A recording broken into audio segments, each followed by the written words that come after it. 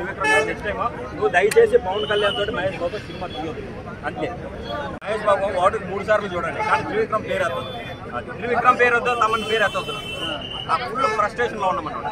మహేష్ బాబు గారు అన్న అతనికి ఫైట్స్ ఎలా ఉన్నాయన్న, ఆ ఫైట్స్కి అతనికి బీజిఎం ఎలా ఇవ్వాలి తెలుసా అతనికి. వస్తూ ఉంటే దన్న రావాలి. అతనికి కట్అవుట్ ఫైట్ చేస్తుంటే మహేష్ బాబు కళ్ళు 2 కళ్ళు చాలుతూ ఉన్నాయి. అటువంటిప్పుడు బీజిఎం లేదే కదన్నా సినిమా లేచేది. అతనికి అంత నెగ్లిజెన్స్గా ఎందుకున్నారు? మహేష్ బాబు కేర్ తీసుకుని ఆయనే డైరెక్షన్ చేసినట్టు ఉందన్న. అలా ఉంది సినిమా. అయితే చాలా బాగుందన్న. మహేష్ బాబు ఫ్యాన్స్ ఎవరు డిసప్పాయింట్ కావద్దు. నేను ఒకటే చెప్తా ఉన్నా, మనకి నెక్స్ట్ రాజమౌళి గారితో సినిమా ఉంది, ఆ సినిమా తోటి కొట్టాడనమాట. త్రివిక్రమ్ గారు మీరు దయచేసి మహేష్ బాబు దగ్గర పోయి సినిమా స్టోరీ చెప్పొద్దు, నువ్వు ఆపేసేయి చాలు. Thank you. కానీ ఎందుకంటే పైకి అట్లా చెప్తారు, ఎందుకంటే అయితే కాదు బ్రో, అయితే కాదు, మీకేం తెలుసు బ్రో? అంటే తల వల్ల కొట్టేసుకున్నామా బ్రో? ఇట్లా కొట్టేసుకున్నామా బ్రో?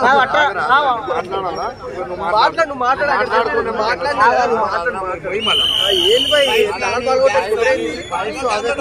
ఎప్పుడు ఫైట్ చేసేది అదే ఫైట్.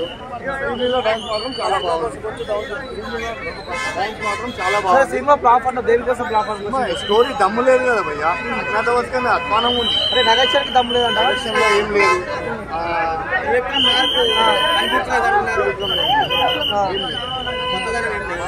ఇంతకు ముందు జులై డిసప్పాయింట్మెంట్ చేసినాను అయితే. అండ్ ఇందులో నాకు డిసప్పాయింట్మెంట్ కాకుండా బాగున్న మూమెంట్ ఏమైనా ఉంది అంటే, మహేష్ బాబు ఈసారి మెసేజ్లు ఇస్తూ క్లాష్ లుక్తో కనిపించకుండా మాస్ లుక్తో కనిపించాడు. అది ఒక్కటి చాలా బాగుంది. అండ్ స్టోరీ పరంగా వస్తే ప్రతిసారి త్రివిక్రమ్ తీసుకున్న చిన్న కాన్సెప్ట్ ఫ్యామిలీ డిస్ప్యూట్స్, తల్లి వెళ్ళిపోవడమో, తండ్రి వెళ్ళిపోవడమో, అత్త వెళ్ళిపోవడమో, అటువంటిది ఏడో ఒక ఫ్యామిలీ మెంబర్ని తీసుకుని వాళ్ళని బయటకు గెంటేసి వాడిని తీసుకురా అనేదే కథ. ఇదే కథని తీసుకుని త్రివిక్రమ్ చేసుకుంటే పోనీ అదే కథని తీసుకుంటే త్రివిక్రమ్ రైటింగ్ ఎలా ఉంటుందంటే చూసినా మళ్ళీ చూడాలనిపించేలా రాస్తారు. కానీ అలా రాయలా. చెప్తాను కదా, ఇప్పుడు చూసే త్రివిక్రమ్ వేరు, అప్పటి త్రివిక్రమ్ వేరు, ఆయన రాసిన కథలే వేరు అన్నట్టు ఉంటుంది. Vintage Trivikram is literally missing అన్న. మహేష్ బాబు మాసి డ్యాన్స్, మాసి స్టెప్స్ వేస్తుంటే అక్కడ తమన్ అన్న మ్యూజిక్ ఏమో ఇలా ఉంది చెప్తాగా. అంటే మ్యూజిక్ వర్కౌట్ కాలా. అండ్ స్టోరీ వాయిస్ కూడా పెద్దగా గొప్పగా ఏం లేదు.